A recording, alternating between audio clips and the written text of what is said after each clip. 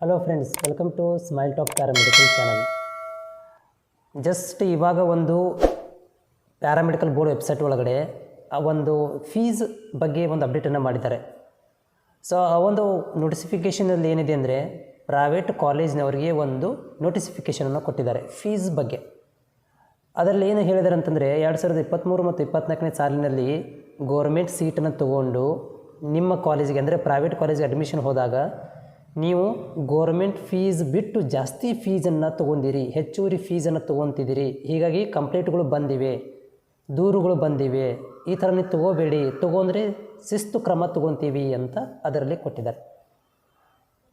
Sir, ಯಾರಾದರೂ paramedical board ಯಾರಾದರೂ ಈ ಒಂದು ವಿಡಿಯೋ ನೋಡ್ತಾ ಇದ್ದರೆ, ಸರ್ 3 ತಿಂಗಳಿಂದ ವಿದ್ಯಾರ್ಥಿಗಳು ಪ್ರೈವೇಟ್ ಕಾಲೇಜನ್ನು ಓಪನ್ನಾಗಿ ಹೇಳಿದ್ದಾರೆ. ಏನಂದರೆ ನನಗೆ ಕಾಮೆಂಟ್ ಹಾಕಿದ್ದು ಬೇಕಾದರೆ ನೋಡ್ಕೊಳ್ಳಿ. ಅಡ್ಮಿಷನ್ ಟೈಮಲ್ಲಿ ಪ್ರೈವೇಟ್ ಕಾಲೇಜ್ ಓಪನ್ನಾಗಿ ಹೇಳಿದ್ದಾರೆ, ಬೋರ್ಡಿಗೆ ಹೋಗಿ ಕಂಪ್ಲೇಂಟ್ ಮಾಡ್ಕೊಳ್ಬೇಕಾದ್ರೆ ನಮ್ಮಲ್ಲಿ ಫೀಸ್ ಇಷ್ಟೇ ಇರೋದು,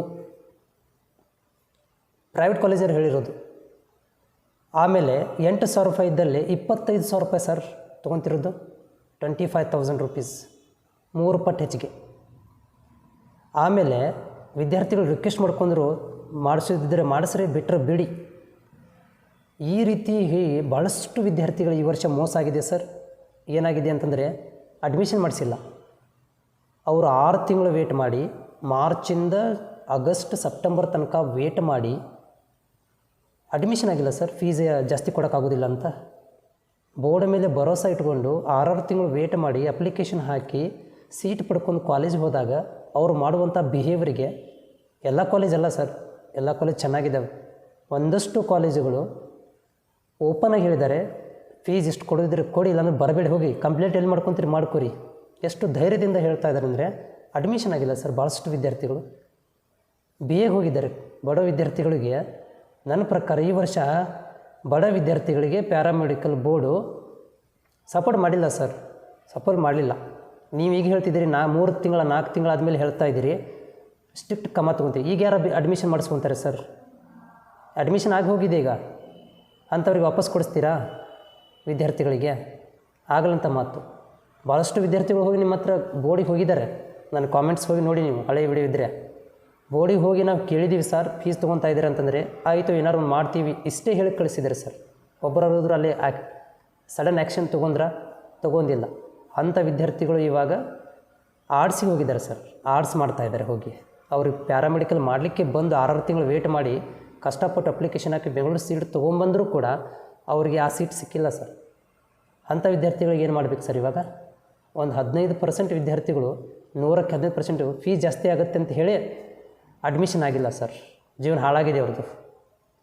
ಅದಕ್ಕೆ ಮುಂದಿನ ದಿನಗಳಲ್ಲಿ ಲೇಟ್ ಆಗಿದೆ, ಓಕೆ, ಬಟ್ ಅದು ಪೇಪರ್ ವರ್ಕ್ ಮಾತ್ರ ಆಗಿರಬಾರ್ದು ಸರ್. ರಿಕ್ವೆಸ್ಟು. ಯಾಕಂದರೆ ನಮ್ಮ ಚಾನಲ್ ಒಳಗಡೆ ಇರೋದು ಪ್ಯಾರಾಮೆಡಿಕಲ್ ವಿದ್ಯಾರ್ಥಿಗಳೇ ಜಾಸ್ತಿ, ಬಡ ವಿದ್ಯಾರ್ಥಿಗಳೇ ಜಾಸ್ತಿ, ಆಮೇಲೆ ಗ್ರಾಮೀಣ ವಿದ್ಯಾರ್ಥಿಗಳೇ ಜಾಸ್ತಿ ಸರ್. ಅವ್ರಿಗೆ ಫೀಸ್ ಪೇ ಮಾಡೋಷ್ಟು ಕೆಪಾಸಿಟಿ ಇದ್ದರೆ ಎಲ್ಲರೂ ಸೈನ್ಸ್ ಮಾಡಿ MBBS ಮಾಡಿರೋರು.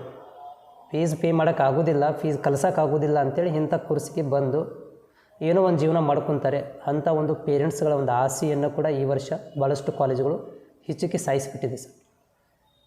ಓಕೆ ಸರ್, ಈ ಒಂದು ನೀವು ಏನೋ ಒಂದು ಆದೇಶ ಹಾಕಿದ್ದೀರಿ ಆಫೀಷಿಯಲ್ ವೆಬ್ಸೈಟಲ್ಲಿ. ಸೊ ಇದಕ್ಕೆ ನಾನು ರೆಸ್ಪೆಕ್ಟು ಕೂಡ ಕೊಡ್ತೇನೆ. ಯಾಕಂತಂದರೆ ಮಾಡಿದ್ದು ಚಲೋ ಆಯಿತು. ಇದನ್ನೇ ನಾನು ಮುಂದಿನ ಅಡ್ಮಿಷನ್ ಟೈಮಲ್ಲಿ ಕೂಡ ಇದನ್ನು ರಿಪೀಟ್ ಮಾಡ್ತೇನೆ, ಇದನ್ನು ಒಳಬಳ ತೋರಿಸ್ತೇನೆ. ಈ ಲೆಟ್ರ್ ನಾನು ಕೂಡ ಇಟ್ಕೊಂಡಿರ್ತೇನೆ. ಸೊ ಯಾರೋ ಬಡ ವಿದ್ಯಾರ್ಥಿಗಳು ಬಂದರೆ ಎಲ್ಲರೂ ಏನಾದ್ರು ಮೋಸ ಆಗ್ತಾಯಿದೆ ಅಂದರೆ ಈ ಲೆಟ್ರನ್ನು ಅವ್ರ ಕೈಯಲ್ಲಿ ಕೊಟ್ಟು ಕಳಿಸ್ತೀನಿ ಸರ್. ಹೆಲ್ಪ್ ಆಗುತ್ತೆ ಬಡ ವಿದ್ಯಾರ್ಥಿಗಳಿಗೆ. ಏನಾದರೂ ನೋಟಿಫಿಕೇಷನ್ ಹಾಕಿದ್ದು ತುಂಬ ಒಳ್ಳೆಯದಾಯಿತು. ಓಕೆ, ಆಮೇಲೆ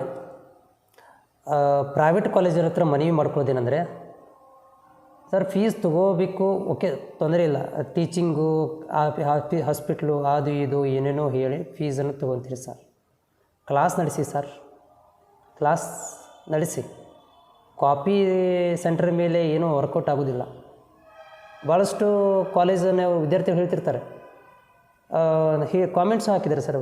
ವಿದ್ಯಾರ್ಥಿಗಳು ಎಲ್ಲ ಕಾಮೆಂಟ್ಸ್ ಹಾಕ್ತಾರೆ. ಅದನ್ನೇ ನಾನು ಹೇಳ್ತಿರೋದು, ನಾನೇನು ಹೊಸದಾಗಿ ಏನು ಹೇಳ್ತಾ ಇಲ್ಲ ಸರ್. ಕಾಪಿ ಸೆಂಟರ್ಗಳು ಕಾಮನ್ನಾಗಿ ನಡೀತಾ ಇದ್ದೇವೆ ಅಂತ ಅದರ ಮೇಲೇ ಡಿಪೆಂಡ್ ಆಗಿಬಿಟ್ಟಿದ್ದಾರೆ. ಅದರ ಮೇಲೇ ಏನಂತಂದರೆ ವಿದ್ಯಾರ್ಥಿಗಳನ್ನು ಡಿಪೆಂಡ್ ಮಾಡಿಬಿಟ್ಟಿದ್ದಾರೆ ಸರ್. ಫೀಸ್ ತೊಗೊಳ್ಳಿ, ಕ್ಲಾಸಸ್ಗಳನ್ನು ನಡೆಸಿ, ಸರ್ ಕರ್ನಾಟಕದಲ್ಲಿ ನನಗನ್ನಿಸ್ತಾ ಇದೆ ಮೋಸ್ಟ್ ಆಫ್ ದ ಪ್ರೈವೇಟ್ ಕಾಲೇಜಲ್ಲಿ ಟೀಚರೇ ಇಲ್ಲ. ಇಲ್ಲಿ ನಮ್ಮ ಧಾರವಾಡದಲ್ಲಿ ಒಂದು ಡಮ್ಮಿ ಕಾಲೇಜ್ ಇದೆ, ಅಲ್ಲಿ ನನಗೆ ನಿಯರೆಸ್ಟ್ ಇದೆ ಸರ್. ಅಲ್ಲಿ ಫೀಸು 25,000 ರೂಪಾಯಿ ತೊಗೊತಾರೆ ಗೌರ್ಮೆಂಟಿಂದ ಬರಲಿ, ಪ್ರೈವೇಟಿಂದ ಒಂದು 40,000 ರೂಪಾಯಿ ತೊಗೊತಾರೆ ಸರ್. ಹಾರ್ಡ್ಲಿ ಈ 4 ಕೋರ್ಸಿಗೆ 2 ಟೀಚರು ಸರಿಯಾಗಿಲ್ಲ. ಅದಕ್ಕೂ ಕೂಡ ಒಂದು ಏನಾದರೂ ಆ್ಯಕ್ಷನ್ ತೊಗೊಳ್ಳಿ, ಹೆಲ್ಪ್ಫುಲ್ ಆಗುತ್ತೆ. Thank you so much paramedical ಬೋರ್ಡ್ಗೆ. ಓಕೆ, ಒಂದು ವಿದ್ಯಾರ್ಥಿಗಳ ಏನೋ ಒಂದು ಕಂಪ್ಲೀಟ್ ಅದು ಹೋಗಿತ್ತು, ಅದನ್ನು ನೀವು ರಿಪ್ಲೈ ಮಾಡಿದ್ದೀರಿ. ಮುಂದಿನ ದಿನಗಳಲ್ಲಿ ಈ ಥರ ಆಗಬಾರ್ದು ಅಂತ ನಾನು ರಿಕ್ವೆಸ್ಟ್ ಮಾಡ್ಕೊತೀನಿ. It is a humble request to paramedical board.